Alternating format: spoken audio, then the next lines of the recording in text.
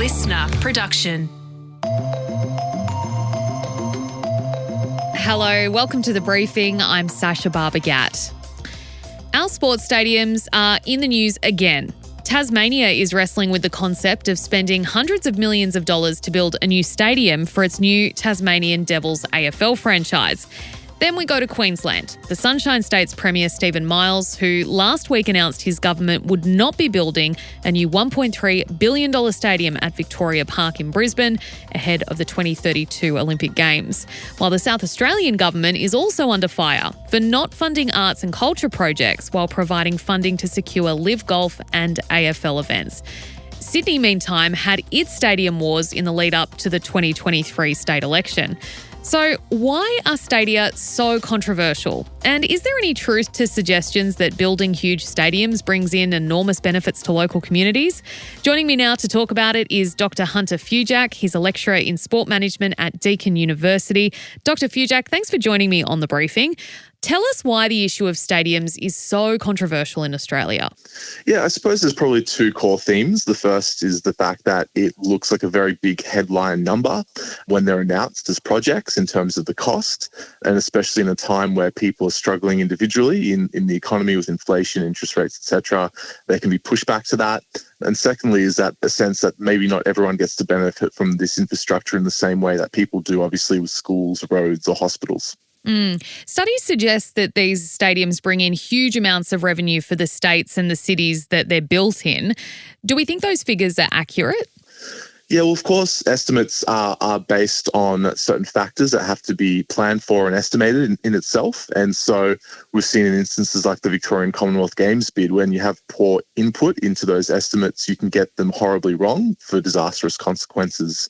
But nonetheless, the principles of trying to estimate the value, the economic value of a precinct or a stadium is sound and relatively predictable because, of course, we know how many events such as sport will be in that venue.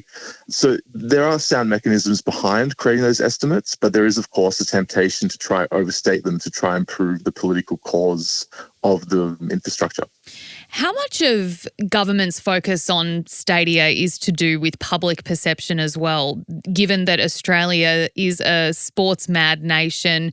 We love our footy of all different codes, the cricket.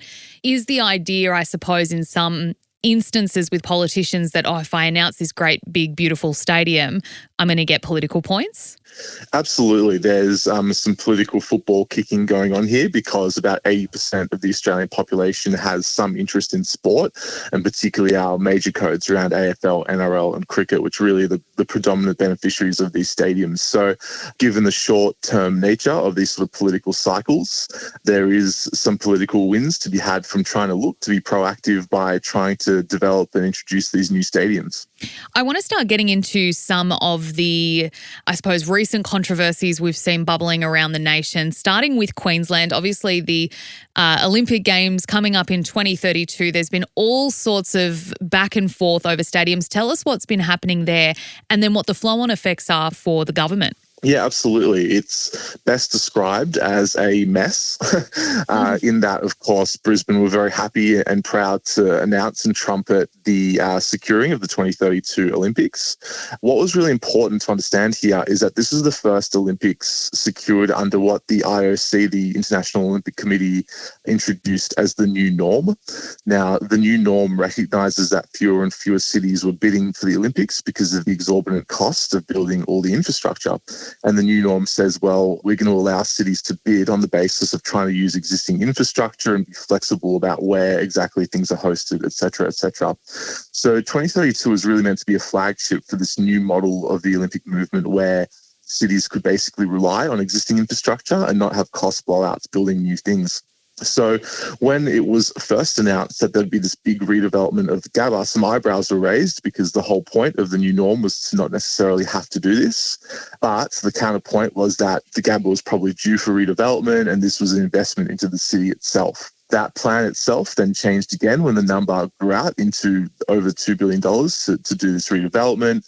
There was pushback about a nearby school that would have to be demolished in the process. And the plan changed several times. A new recommendation was put in to build a third new venue nearby as well. That got rejected by the Premier. And essentially the process has been somewhat politicised, especially with an election coming up. So rather than unfortunately have an independent authority simply decide what the best way to develop a new stadium is turned into a bit of a political football right at election time as to what they should do for the 2032 Olympics. Yeah, and we saw in New South Wales an election campaign a couple of years back when Gladys Berejiklian made these big promises and Labor was against it. How much of it can affect, the result at the ballot box at the end of the day when these arguments and back and forths are so public and so politicised? Hugely, and we see that literally happening right now in Tasmania as well, which we might speak about. But certainly in New South Wales, it was a very politicised issue. Even people within the sport community, Peter Fitzsimons from the Sydney Morning Herald was very strongly against the investment into the new stadiums. And the challenge in New South Wales, where it became so political, also became about the flip-flopping, because originally it was meant to be a big redevelopment of ANZ Stadium, the Olympic Stadium, to put a roof on it, and then some people suggest political forces were at play to change that to then end up being a redevelopment of the Sydney Football Stadium. The NRL, for instance, wanted money put into lots of suburban stadiums instead. So essentially you had lots of different individual stakeholders wanting slightly different outcomes, and that in itself created a lot of political controversy. Let's talk about Tassie, as you just mentioned there. It's finally got its own AFL team, but now the issue comes of having the infrastructure to support it, doesn't it? Well, it's important to note that they don't technically yet have their AFL team, because this is, of course, contingent on a stadium. And so what Tasmania has done, which is quite clever, is basically make it look like a team is all but assured by releasing the colours, releasing a membership, which has now reached over 100,000 people in a state of 400,000 people. So they've been very clever in making it very difficult politically to make it that a team could not emerge. But fundamentally, the sticking point here is this development of this new AFL or multi-purpose stadium in Macquarie Point for this team to actually play in, because there's a lot of pushback in Tasmania, especially around investing so much money into a stadium when at the same time there's huge issues around housing affordability, in particular inequalities in that respect in that state. So again, it's sort of this tension between an economic infrastructure and I guess the social challenges that state is facing at the same time. Yeah, and we have to talk about Victoria and the Commonwealth Games saga that saw, Victoria successfully bid for it, get it, and then have to give it up. And it's had so many costs associated just with the bid and then having to cancel it. One of the big issues in that fight was the regions, and that this was going to get funding for more sporting facilities in Victoria's regions. Are country towns the ones missing out when it comes to these big sporting infrastructure funding promises, because it just doesn't welcome enough people and therefore doesn't generate enough money?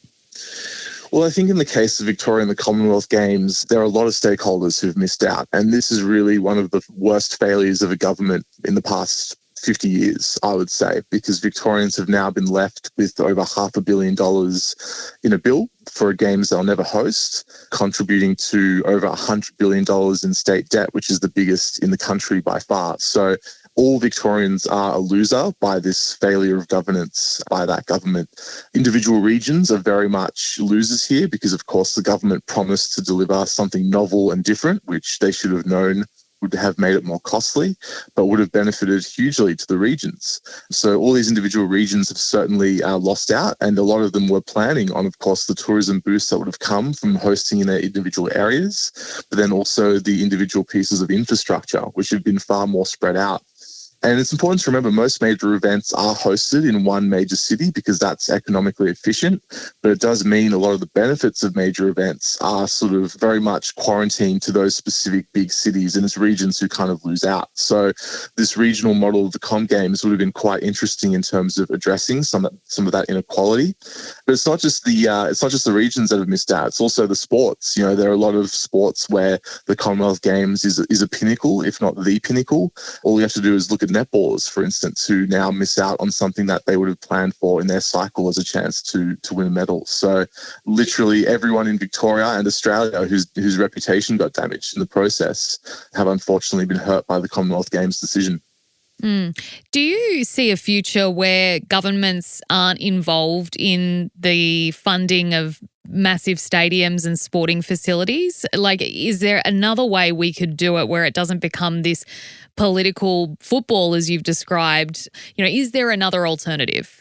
Absolutely. In my dream scenario, we get rid of state governments entirely, because I don't think they're particularly good at what they do. I don't think they're very efficient relative to centralising decisions for the nation. But in the absence of that, I would say the most realistic scenario is that there should be independent statutory authorities. So whenever there's a big decision to be made on infrastructure, whether it's stadiums, whether it's hospitals, whether it's, roads, whatever it is, any investment in infrastructure in particular that is going to take multiple governments of time should really be out of their decision-making and should be put in the decision-making of independent statutory authorities that are staffed by experts who are objective in their assessment of their costs and benefits. So I think really that should be the model, is taking it out of the hands of the politicians who often aren't that smart and have vested interests in their own political careers, and put it in the hands of experts who will do it independently and for the best interests of Australia or the state. Dr. Fujak, it's a really interesting chat and we appreciate you sharing your expertise on this topic with us. Thanks for your time. Thanks for having me. That was Dr. Hunter Fujak from Deakin University. That's all we've got time for on The Briefing today, but don't forget the weekend briefing will be back from tomorrow. Tom Tilley has a chat with Zach Seidler about masculinity and men's mental health on Sunday. And tomorrow, Antoinette Lattouf is back. Antoinette, who have you got on? Hey, it's Antoinette Lattouf here with the weekend briefing. And today I chat with Ruben Kay. He's a comedian known for his drag comedy shows. If you're not familiar with the name or the fabulous lashes he wears, you probably know that pretty divisive joke he made about Jesus on The Project. Yes, we touch on that, but we also talk a lot about his dark humour and the way he thinks it derived from things like being diagnosed with ADHD, coming out early, and also his Jewish ancestry. And despite the fact that he had relatives who survived the Holocaust and awful conditions in concentration camps, how they found a strange and dark way to laugh about it. Sounds great. That's all for now. My name is Sacha Barbour Gatt. Thanks for listening.